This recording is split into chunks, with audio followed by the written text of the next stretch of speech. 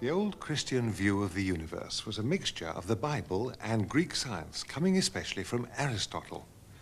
The universe was a perfect sphere, over 100 million miles across, made of a glassy material called the quintessence. Within it are the 7 heavens of the various wandering planets. But none of this was dead, empty space.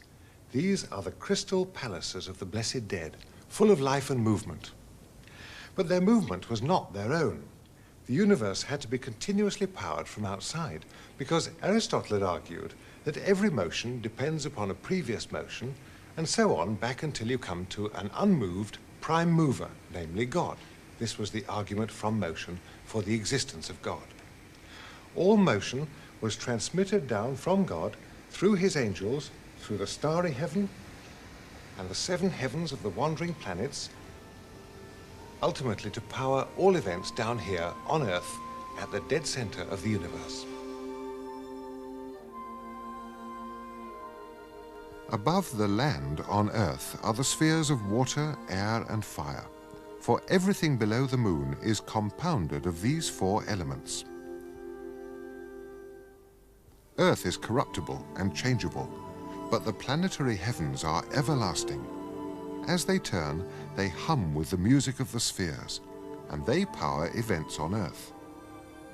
In fact, this was a worldview in which astrology made sense. Heavenly influences are channeled through the zodiac and the planets to reach every aspect of human life. There is a secret harmony and correspondence between man and the universe. Here, it's through the signs of the zodiac that the blessing of Christ radiates out to the entire cosmos.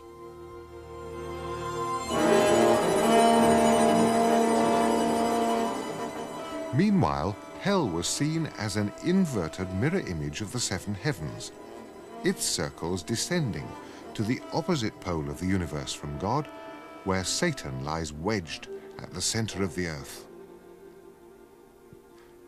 Medieval man saw the universe as incorporating a value scale.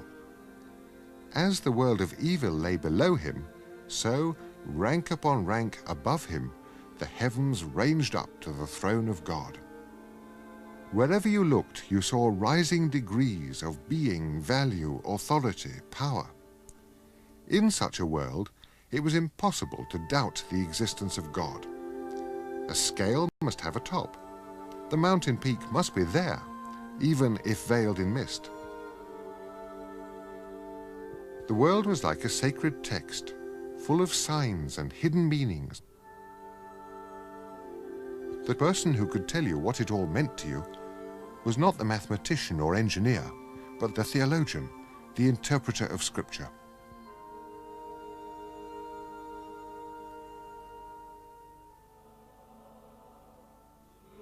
The medieval view of the world gave cosmic backing to the authorities in church and state.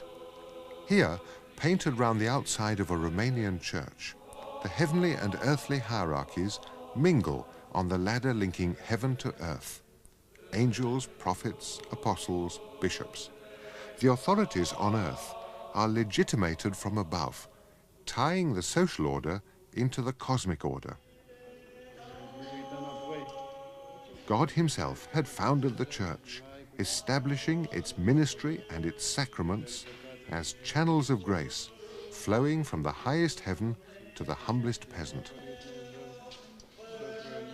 In parts of Eastern Europe, where something of the old order still survives, we can glimpse what it may have been for a whole civilization to have been built on these people, their bond with the soil, their dependence on nature and the protection of their lords, their folk traditions and their faith.